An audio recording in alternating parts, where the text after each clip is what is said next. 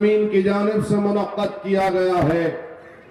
मुझसे पहले बेशतर मुक़र्ररीन ने आप तमाम के सामने मजलिस इत्तेहाद मुस्लिमीन का पैगाम रखा।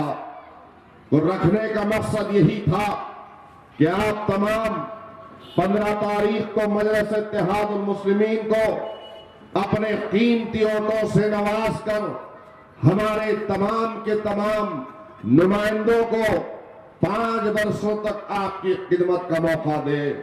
हज़रात, ये बात रोज़ रोशन की तरह आया है कि जब हम वोट डालते हैं तो वोट डालने का हमारा मकसद होता है, और वो मकसद यही होता है कि हम तमाम जो अपने अतराफ व अकनाफ में या अपने गली मोहल्ले में, अपने बस्ती में जिन मसाइल से हम जूझ रहे हैं वो मसाइल का खात्मा हो, पानी साफ मिले, रास्ता अच्छा मिले, लाइट की रोशनी मिले, बच्चों के मुस्तकबिल को संवारने के लिए और सजाने के लिए, तालीमी मैदान में आगे बढ़ाने के लिए तालीमी इदारे मिले, रोजगार मिले, और ये तमाम चीजों को मुहैया कराने की जिम्मेदारी अगर किसी की होती है तो आपके दरमियान में से जो नुमाइंदा आपके वोटों को हासिल कर कर ऐवान में जाता है, ये उसकी अहम तरीन जिम्मेदारी होती है। याद रखो कि अगर जो जमात अवाम की फलाह बहबूदी की फिक्र करती है, जो जमात आपके तरक्की की जमानत देती है, जो जमात, जो सियासी पार्टी अपना एक तवील सफर आपके सामने खिदमत का रखती है, उस जमात का नाम मजलिस इत्तेहाद मुस्लिमीन है। जितने लोग आपके सामने आ रहे हैं उनके सामने ना कोई मैनिफेस्टो है, ना मंशूर है, ना एजेंडा है, ना मुस्तकबिल का कोई लाहे अमल है कि क्या करने वाले हैं जीत के आने के बाद में। इन चारों उम्मीदवारों को देखो, इनके किरदार को देखो, इनके माजी को देखो और इनकी मुस्तकबिल की कोशिशों को और इनके लाहे अमल को देखो, क्योंकि मजलिस इत्तेहाद मुस्लिमीन ने आपके दरमियान में बड़ा सोच समझकर फैसला लिया और मजलिस चाहती है कि ये हिलाल नगर हो, पाकीज़ा नगर हो या मस्जिद हजरत अली के अतराफ को अकनाफ का इलाका हो, ऐसा नजर आए जैसा नया शहर के इलाके नजर आते हैं। ये हमारी सोच और फिक्र है। याद रखो मेरे प्यारे मुसलमानों, आज हालात और वक्त का तकाज़ा है कि हम तमाम मिलकर अपने नुमाइंदों को चुनाएं। नुमाइंदों को जिताने की जरूरत क्यों है? मजलिस के इन 4 के 4 नुमाइंदों को ऐवान में भेजने की जरूरत क्या है, क्यों है? क्योंकि मैंने अपनी आंखों से देखा है कि बाढ़ पीड़ित जो बाढ़ में परेशान हाल थे, यही आपका पाकीज़ा नगर का इलाका है, हिलाल नगर का इलाका है, ये बिलाल नगर के पीछे का इलाका है, पाकीज़ा नगर के फंक्शन हॉल का वो इलाका है जिसके नाले को बंद किया गया। और ये भी मैंने देखा कि एक एक घर पर हम जब दस्तक दे रहे थे, मैं नूरुद्दीन साहब, शेख नजीर साहब, हुसैन पहलवान, अल्ताफ सरमजद बेग साहब और फेरोज लाला साहब, हम सब जब आपके दरमियान में आए तो हर एक की ये कोशिश थी, हर एक के आंख में आंसू थे। हमारी माएं, हमारी बहनें हमसे शिकायत कर रही थी कि मोइन साहब बरसों से यहाँ पर लोग जीत के आ रहे हैं, लेकिन जब भी बाढ़ आती है उस बाढ़ के मौके पर, बारिश के मौके पर हमको हमारे घरों को खाली कर कर दूसरी जगह जाने पर मजबूर होना पड़ता है। क्या वजह है? और उस पर जुर्म यह है कि जिनके घरों में घुटनों तक पानी आ जाता है उनको तो हुकूमत की जानिब से माविदा नहीं मिलता। माविदा उन लोगों को मिल रहा था या नाम लिखने वाले जो आ रहे थे सरकारी ऑफिसर, उनके सामने वही नाम लिखे जा रहे थे जिनके चेले चपाटे उनके साथ फिर रहे थे। गरीबों का हक मारा गया, गरीबों का हक मारा गया, जरूरतमंदों का हक मारा गया। जिनके घरों में पानी था वो लोग परेशान थे, उनको तो मुआवजा नहीं मिला।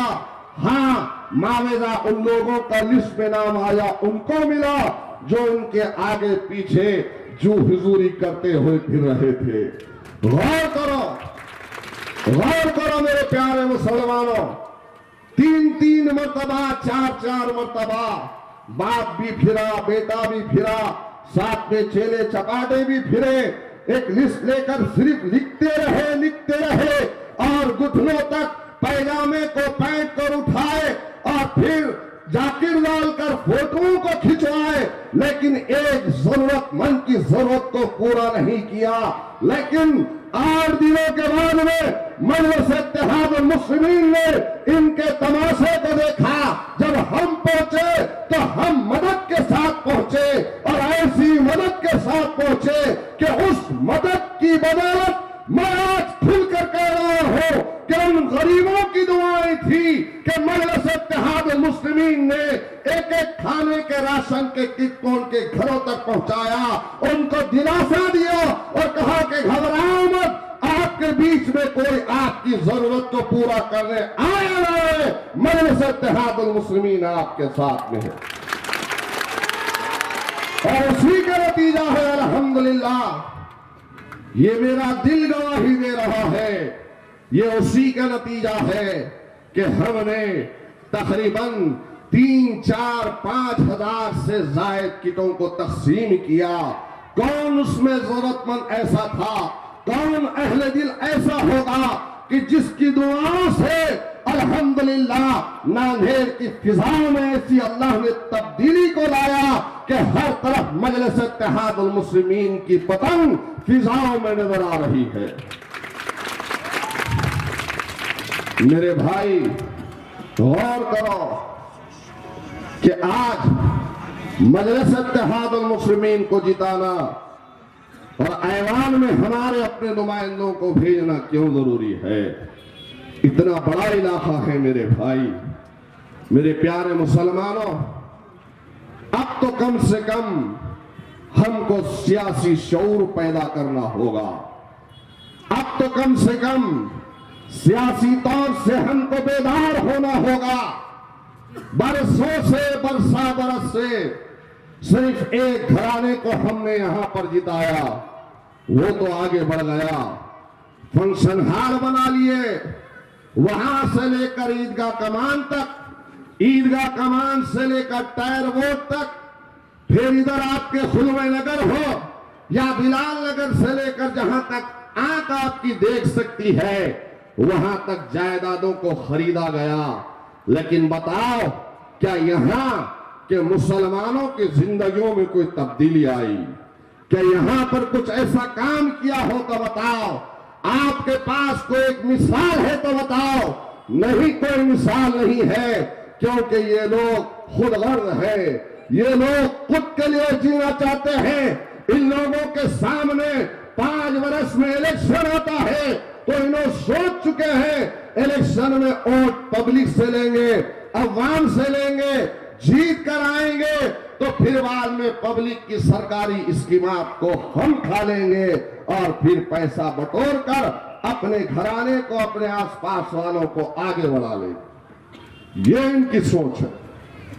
लेकिन मजलिस इत्तेहादुल मुस्लिमीन की सोच में फर्क है। मजलिस चाहती है कि यहां पर स्कूल कायम हो, मजलिस चाहती है कि यहां पर अच्छे हॉस्पिटल, दवाखाने बने, मजलिस चाहती है कि रोजगार के लिए जो हमारी गरीब बस्ती है, ये जो हिलाल नगर का इलाका है, ये जो हिलाल नगर के अलावा पाकीज़ा नगर का इलाका है, ये जो मिल्लत नगर, कुतुब नगर, ये बिलाल नगर का इलाका है, जो हमारी बहनें जो गरीब है, जो हमारी माएँ गरीब है और जो हमारी बच्चियां कुछ काम कर सकती है, मजलिस का इरादा है, मजलिस का मिशन है कि इंतखाबात के बाद में इंशाअल्लाह ताला एक नहीं बल्कि 2-2 सीवन सेंटर का यहाँ पर क़याम अमल में आएगा। हम काम करेंगे ताकि हमारी बच्चियां वो सीवन को, सिलाई को सीखे और सिलाई को सीखने के बाद में अगला मिशन हमारा ये है कि कंपनी से उनको काम दिलाया जाएगा। ये हमारा मकसद है। हम चाहते हैं कि कुछ काम करें आपके लिए, क्योंकि जितना अल्लाह ने हमको दिया है हम उस पर राजी है। जो कुछ हमको मयस्सर हुआ है हम अल्लाह का शुक्र अदा कर रहे हैं। बकिया जिंदगी को मुसलमानों के लिए वक्फ करना चाहते हैं, आपकी जिंदगियों में उजाला लाना चाहते हैं, आपकी जिंदगियों को हरी भरी करना चाहते हैं। हम चाहते हैं कि मेरा खुद का बेटा जिस तरीके से डॉक्टरी कर रहा है, मैं चाहता हूं कि इस मजमे में से भी हजारों बच्चे डॉक्टरी करने वाले बने। ये हमारा मकसद है मेरे भाई। इनके पास मकसद नहीं है, इनके पास कोई कारकर्दगी का कोई ऐसा रिकॉर्ड नहीं है कि तुम्हारे सामने ला के रखे। हाँ, इनके पास रिकॉर्ड है तो जुल्म का रिकॉर्ड है। हाँ, इनके पास रिकॉर्ड है तो कब्जों का रिकॉर्ड है। हाँ, इनके पास रिकॉर्ड है तो बदमाशी का रिकॉर्ड है। हाँ, इनके पास रिकॉर्ड है तो जुल्म का रिकॉर्ड है।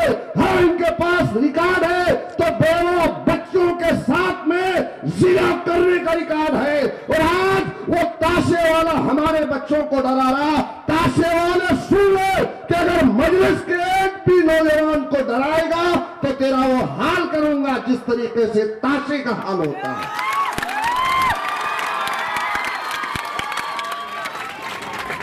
अरे हमको ललकार रहे, हमको डरा रहे हैं।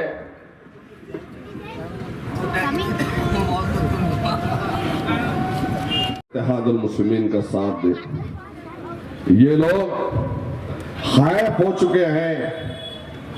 कल से इनके दिलों में हार का डर पैदा हो गया है, क्योंकि अल्हम्दुलिल्लाह हुआ मस्जिद के सामने जिस तरीके का जलसा हुआ और जलसे में मजलिस इत्तेहादुल मुस्लिमीन की मोहब्बत में, अलहाज बैरिस्टर असदुद्दीन अवैसी साहब की मोहब्बत में जो गम गफीर था वो एक तारीखी रिकॉर्ड को तोड़ चुका है। और अवाम अपने दिलों में ये बात दिलों से कह रही है कि इंशाअल्लाह ताला अब की बार मजलिस इत्तेहादुल मुस्लिमीन को यहां से जिताएंगे। मैं आप तमाम से गुजारिश करता हूं, मेरे नौजवानों, बुजुर्गों, बहुत रिवायती अंदाज में हमने वोट किया। अब हमको खुद की फिक्र करनी है, अब आने वाली नस्लों की फिक्र करनी है, आने वाले मुस्तकबिल के नौनिहालों की फिक्र करनी है, क्योंकि अब हमको मुत्तहिदा तौर पर एक शऊर को बेदार करते हुए पोलिंग बूथ पर जाना होगा। वरना याद रखो, जिस किस्म के लोग आपके दरमियान में आज इलेक्शन में हिस्सा लिए हुए हैं, उनके किरदार को देखो, उनके माजी को देखो, उनके कामों को देखो और उनसे लाख दर्जे अच्छे अल्हम्दुलिल्लाह हमारे चारों नुमाइंदे हैं, जिनको काम करने का जज्बा है, जो चाहते हैं कि आपकी खिदमत को अंजाम देकर अल्लाह को राजी करे और अपनी आखिरत को संवारे।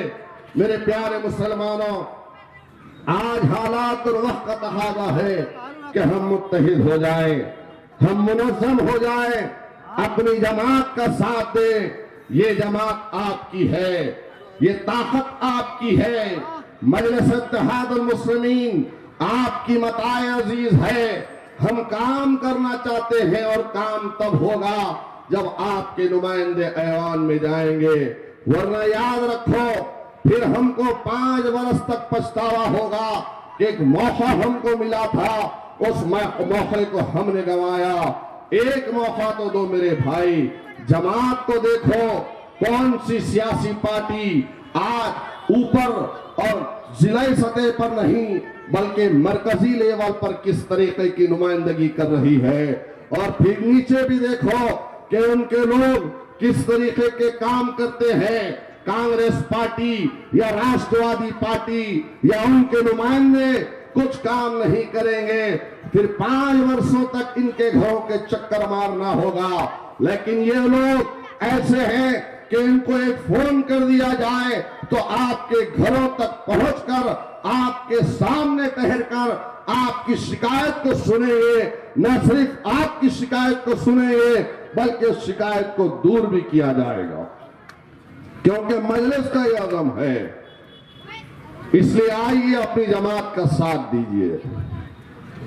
बोलना तो बहुत है मेरे भाई, वक्त और हालात का तकाज़ा है कि मजलिस इत्तेहादुल मुस्लिमीन के जलसे मजीद होंगे, लेकिन मैं आपसे कह रहा हूं कि आप मुत्तहिद हो जाइए। इससे पहले भी 2011 में 12 में एक तारीख को यहीं के मुसलमानों ने अपने इत्तेहाद के पैगाम के जरिए से एक तारीख बनाई थी, और महाराष्ट्र नहीं बल्कि हिंदुस्तान के गोशे गोशे में पैगाम आपने दिया और कहा कि जब मुसलमान मुत्तहिद होता है, मुनज़्ज़म होता है, तो ये नताइज आते हैं। 2012 के नताइज फिरका परस्तों की नींदों को हराम कर दिया गया था। आज वही वक्त है कि 2012 में अल्हम्दुलिल्लाह आपने तारीख बनाई थी और उस तारीख को फिर से दोहराना है, 12 के बजाय, और हमको 24 उम्मीदवार इंशाअल्लाह ताला ऐवान बल्दिया के अंदर पहुंचाना। गौर करो कि आज की सूरत हाल क्या है। आज गांधी परिवार भी ऐवान में है, आज अजीत पवार के लोग भी ऐवान पार्लियामेंट के अंदर है, लेकिन हमारे मसाइल पर कौन बोलता मेरे भाई? कोई नहीं बोलता। किसी को हमारी फिक्र नहीं है। फिक्र है तो सिर्फ अलहाज वारिसुद्दीन ओवैसी साहब को है। वो फिक्र से उठते हैं, ठहरते हैं, पूरा मुताला करके आते हैं, स्टडी करके आते हैं। इनके पास तो कुछ नहीं है भाई, न स्कूल गए न स्कूल के सामने से गुजरे। मेयर बने थे तो बाहर से एक चपरासी आया, कहा कि नवाज जीआर आया है, तो इन्होंने जीआर को किसी शख्स को समझकर कहा कि जीआर आया है, बिठाओ 10 मिनट के बाद बुलाता। तो ये सूरत हाल है। मेयर के ओहदे पर बैठे तो मजलिस की बदौलत, और वहां पे क्लर्क होते हैं, चपरासी होते हैं, कोई नवा कानून आता है, जीआर आता है, तो बेचारा जीआर लेके पहुंचा कि साहब एक नया जीआर आया है, तो उसको देख के बोले जरा 10 मिनट बिठाओ, मैं बाद में बात करूं। गौर करो कैसे कैसे लोग जीत के आए हैं। लेकिन अल्हम्दुलिल्लाह आज यहां पर अच्छे लोग हैं मेरे भाई। मजलिस को चुनाओ, मजलिस को जिताओ, गुंडागर्दी का खात्मा होगा। मैं यकीन के साथ कह रहा हूं, अल्लाह के फज़ल व करम से तमाम जितने जालिम थे, ये अल्लाह रब्बुल आलमीन का करम रहा कि अल्लाह तबारक व तआला किसी और को भी चुन सकता था, लेकिन करोड़ों एहसान है रब्बुल आलमीन का कि मुझ जैसे छोटे नादार को चुना अल्लाह पाक ने। 2012 के बाद में मैंने इन जालिमों का खात्मा किया, इनके जुल्म को खत्म किया। मैं आपसे कह रहा हूं कि कोई भी माँ का लाल अगर यहाँ पर आकर किसी को डराएगा, धमकाएगा और ये कहेगा कि मजलिस के जलसों में क्यों गए, मजलिस के रैलियों में क्यों गए, तो वहीं से ठहर कर मुझको फोन मार रहे, इंशाअल्लाह ताला तुम्हारे दरमियान में रहूंगा। झगड़े की मत सोचो, ताकत की मत सोचो। अल्लाह ने हमको सब कुछ दिया है, लेकिन हम इस्तेमाल सही जगह पर करते हैं। ताकत है तो जालिमों के खिलाफ, ताकत है तो जुल्म के खिलाफ, ताकत है तो मुतकब्बिरों के खिलाफ में, तकब्बुर करने वालों के खिलाफ में, ताकत है तो मजलूमों के लिए, ताकत है तो अल्हम्दुलिल्लाह आज नन्हे का बच्चा जानता है कि पुलिस का जुल्म हो या फिरका परस्त ताकतों का जुल्म हो, सबसे पहले उसकी निगाहों के सामने है तो सैयद मोइन का चेहरा आता है। लेकिन हमने अपनी ताकत का नाजायज इस्तेमाल नहीं किया। कभी हमने किसी गरीब के प्लाट को नहीं लूटा, किसी बेकस के सहारे को नहीं छीना। ताकत है तो उसका इस्तेमाल सही किया, क्योंकि हमारे दिल में खौफ खुदा है। हम ये नहीं चाहते कि किसी एक मजलूम की बद्दुआ ले ले और अपनी आखिरत को खराब कर ले। इसीलिए मेरे भाई, आप तमाम से मैं कह रहा हूं कि आप तमाम लोग मजलिस का साथ दो। देंगे ना इंशाअल्लाह ताला? उड़ाएंगे ना पतंग? जरा जोर से बोलो, किसी से डरेंगे नहीं ना? वो ताशे वाले बाजे वाले जो कुछ है उनको मैं निपटता हूं, मेरे पे छोड़ो, तुम अपना काम करो। करेंगे ना इंशाअल्लाह? जरा जोर से पतंग उड़ाओ, जोर से उड़ाओ पतंग, ऐसी पतंग उड़ाओ कि यहाँ की फिजा में पतंग लहराए। खुदा हाफिज, शुक्रिया।